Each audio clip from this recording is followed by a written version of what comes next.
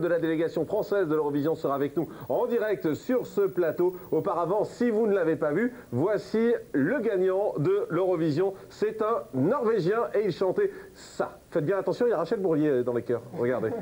Ah, on va regarder.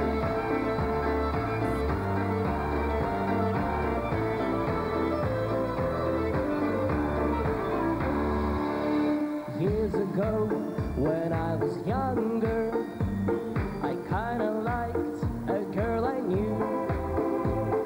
She was mine and we were sweethearts.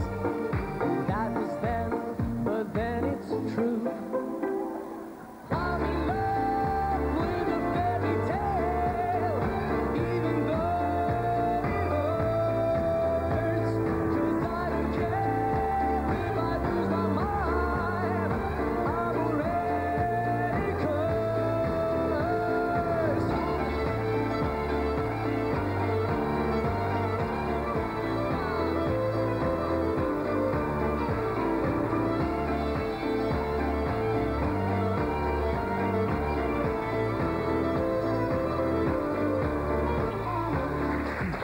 Bon, c'est dommage, on a coupé juste quand elles arrivent. On le verra tout à l'heure dans un deuxième extrait. Bruno Berberès, bonsoir. Bonsoir. Merci d'être avec nous en direct. Vous êtes le chef de la délégation française à l'Eurovision. C'est quoi d'abord votre rôle? Chef de la délégation, c'est un producteur exécutif, voilà. Ça veut dire, est-ce que c'est vous qui avez choisi, par exemple, le fait que ce soit Patricia Cass qui nous représente? Non, il y a eu un début d'idée en septembre quand je suis allé à une réunion, on a changé les règles. Voilà, j'ai vu le visage de Patricia partout, ou plutôt ce qui ressemblait à Patricia, parce qu'elle est l'égérie d'une marque de cosmétiques là-bas. Ouais. Ça fait un peu manga Patricia Cass. Et voilà, j'étais dans un taxi avec un russe, je fais c'est qui la dame là qu'on voit partout? Il fait bah c'est Patricia Cass. Je fais ah c'est donc vrai, c'est pas comme Adamo au Japon. C'est vrai Adamo au Japon. Il est géré d'une marque de cosmétiques. J'ai présenté Patricia, enfin les managers de Patricia à France Télévisions et l'idée a suivi son chemin. Voilà. Est-ce que c'est vous, allez, il faut assumer maintenant, hein. Est-ce que c'est vous qui avez choisi la chanson? Non, non, c'est l'équipe de France Télévisions. Ouais. C'est-à-dire que Patricia avait demandé à ce qu'elle avait posé une condition, ce que la chanson soit dans son dernier album qui à l'époque n'était pas encore sorti. Ouais. Est-ce que au fond de vous, franchement, c'était un bon choix? Oui. Complètement. Pourtant, ça a beaucoup été critiqué, en particulier sur le rythme. On a dit que c'était beaucoup trop lent, beaucoup trop mou, que c'était pas une chanson Eurovision, en particulier quand on voit celle qui a gagné. Oui, on s'aperçoit que voilà. Ça, c'est la vie française. Non, puis il y a une bonne nouvelle. Patricia Cass le dit ce matin dans le Oui, Parisien, hein. d'accord, elle le dit, mais elle le disait pas il y a une semaine, et puis je pense que... Voilà, Patricia Cass, elle sera plus là l'année prochaine, donc il peut y aller. Non, ce qui est la bonne nouvelle, c'est que c'est pas les Français qui votent, c'est 41 pays, et heureusement, parce qu'ils auraient été capables de nous le faire encore. Je crois vraiment que les journalistes internationaux, le retour qu'on a eu, c'était que cette chanson leur évoquait l'atmosphère d'Amélie Poulain, de la Môme, de Moulin Rouge, c'était Montmartre, quoi. Alors, donc effectivement, c'est pas boum boum, bing bing, mais... Et pourtant c'est boum boum, bing bing qui a gagné. Hein. Non, ça saute un peu dans tous les sens. Voilà, c'est ça. Oui, mais il a pris le violon, oui.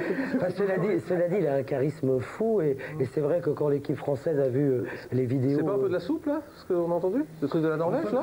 Oh, après, ça va faire mauvais perdant. Non, est-ce que c'est pas un peu de la soupe, honnêtement? C'est-à-dire que l'accroche violon est géniale. Ouais. Après, derrière, il y a 2 notes écart. Donc, il aurait dû juste jouer du violon, en fait. L'année prochaine, il faut envoyer Catherine Lara. Voilà, et son violon.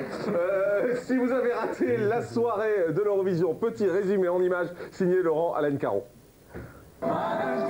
Ça y est, c'est fini, l'Eurovision numéro 54, c'était samedi soir. Tout s'est passé très vite, 3h30 de chansons en tout genre, 25 pays, des lettres qui volent, et au final, 30% de part de marché pour France 3. Un record, plus de 5 millions de Français réunis pour soutenir Patricia.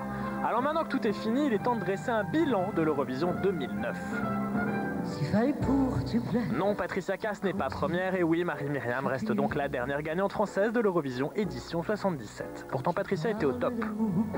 J'en parlerai aussi. Vraiment, on a senti une présence de Patricia, une vraie présence, une chanson magnifique, quoi qu'on en dise. Et je ne suis pas particulièrement fan de Patricia Cass. Il y avait vraiment quelque chose de magique. Jusqu'à n'être plus rien qu'une ombre qui te suit. Et s'il fallait le faire. Patricia, sobre et sublime, qui décide de quitter son micro et d'amorcer une danse diabolique avant de saluer la foule en transe.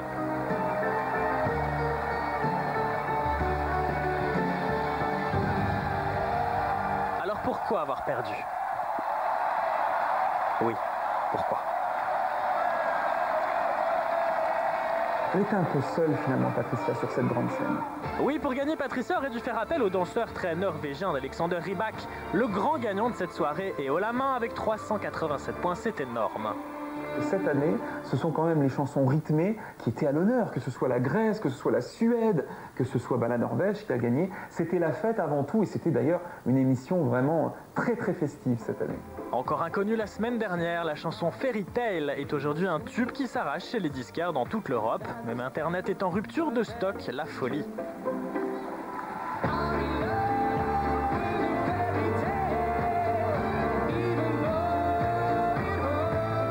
Parmi les autres bonnes nouvelles de cette Eurovision 2009, la Suède, qui aurait certainement gagné si Julien Courbet avait pu voter. Il faut être beau joueur. Nous adorons Patricia Cass, mais la Suède est une sacrée cliente, elle peut être dans le trio de tête. Ce côté diva de cette chanteuse Malena Hernan avec les synthétiseurs, vraiment elle est sortie du lot, elle arrivait juste derrière Patricia Cass et finalement la Suède n'a pas gagné plus que ça. Bah non, pas plus que ça puisqu'elle est arrivée 21e. Quelques catastrophes également. Là, ce n'est pas une version musicale du maillon faible, mais le passage de Malte qui finit 22e avec un clin d'œil au public. Regardez. Voilà. Ainsi que la Grèce et son chanteur très souple des jambes. Souple également au niveau des pieds. Et qui glisse. On vous laisse admirer la glissade latérale. Oh, je glisse. Désolé, cette chanson aurait sa place en 1991-92. Alors il y a certains pays, il faut reconnaître, qui pensent que l'Eurovision, on est encore un peu en 1978, 79, 80, qui font du folklore. Alors bon, il y en a qui sont fans, mais bon, il y en a d'autres qui estiment que c'est un peu dépassé. Oui, c'est peut-être dépassé, mais en même temps, la Grèce a fait mieux que nous en terminant 7e. La honte. Et puis à ce 54e concours de l'Eurovision, il y a eu quelques curiosités comme ce sosie de Rachel Bourlier. Salut Rachel. Allez, pour finir, une petite pensée pour les Finlandais qui sont arrivés 25e sur 25. Autant dire qu'ils ont perdu. Avec ce titre prémonitoire, Lost Control. Oui, ils ont perdu le contrôle et on les écoute un peu, mais pas trop.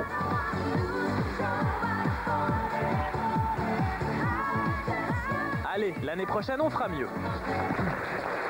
Voilà, l'année prochaine on fera mieux. Est-ce qu'on peut gagner? Franchement, on croyait tous qu'on avait une vraie chance avec Patricia Cass de gagner. Pour être honnête, est-ce que c'était pas cette année ou jamais? Et maintenant on est condamné à toujours se retrouver. On n'est pas condamné, il n'y a pas de malédiction française.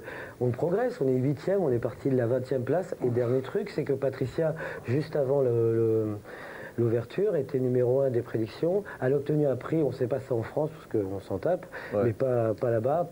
Elle a obtenu le prix de la presse internationale comme la meilleure artiste de cette année. Alors justement, je vous propose d'écouter Patricia Cass, qui réagissait à sa 8e place.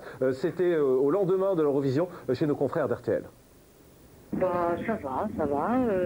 Hier soir, j'étais très déçue, mais bon, c'est normal, hein, on est humain. Et en même temps, quand on regarde le côté positif, on était 8e, ce qui était une bonne place. Et puis, ça fait longtemps qu'ils n'avaient pas autant de points, les Français.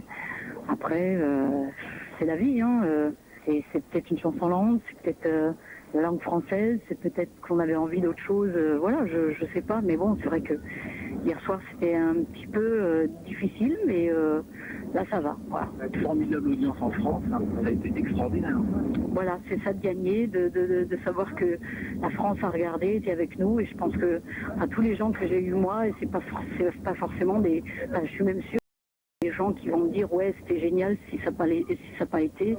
Et ils disaient qu'ils avaient tous la petite larme et qu'ils étaient super contents et super fiers et qu'on peut partir vraiment la tête haute et que voilà, et que c'était pour la France un grand moment. Voilà. Il y avait le cœur qui battait hier soir sur scène. Ah, les gens qui tremblaient avec. Hein.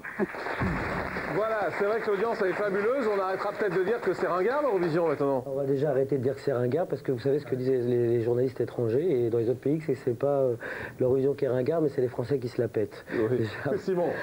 Sachant que pratiquement 90% des pays participants à l'Eurovision parlent absolument tous anglais, est-ce que vous pensez que une chanson en français, on a parlé du rythme lent de cette chanson, mais est-ce qu'une chanson en français a encore ses chances? Bien sûr, là, il y a 2 ans, une chanson serbo-croate, on peut pas dire non plus que ce soit une langue extrêmement diffusée, a gagné. Donc, Renan. oui. Et Jean-Marc, Marie-Myriam nous a rappelé la semaine dernière, elle était invitée dans l'émission, qu'elle avait gagné non seulement avec une chanson française, et en plus avec une chanson assez lente, alors que c'était la mode d'Abba à l'époque. Ouais, moi, je voulais vraiment remercier Patricia de l'avoir fait, parce que je trouve que c'est extrêmement courageux, parce que les artistes français ne veulent pas se mouiller. Elle s'est mouillée, elle est partie au combat, et en plus, elle a été récompensée, 32% de part de marché, une couverture européenne extraordinaire, et j'espère que ses collègues vont y réfléchir. Ça veut dire que vous voulez que ce prochaine. soit une star à nouveau l'année prochaine? Je dis pas une star, mais quelqu'un qui fédère les Français, puis voilà, c'est le cas dans tous les Magali autres pays. Veil.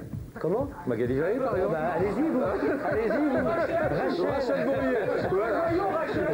Jean-Luc Azoulay, vous avez personne à nous caser? Rachel aussi, très bien. Merci beaucoup Bruno Berberes d'être venu ce soir en direct sur ce plateau. Jean-Luc Azoulay, merci beaucoup. Également, on était très heureux de vous avoir sur ce plateau. Merci à tous pour votre fidélité. On se retrouve demain en direct, 18h45, 19h45. Et demain, notre invité sera Charles Berling. Merci à tous. Très bonne soirée. Bye bye.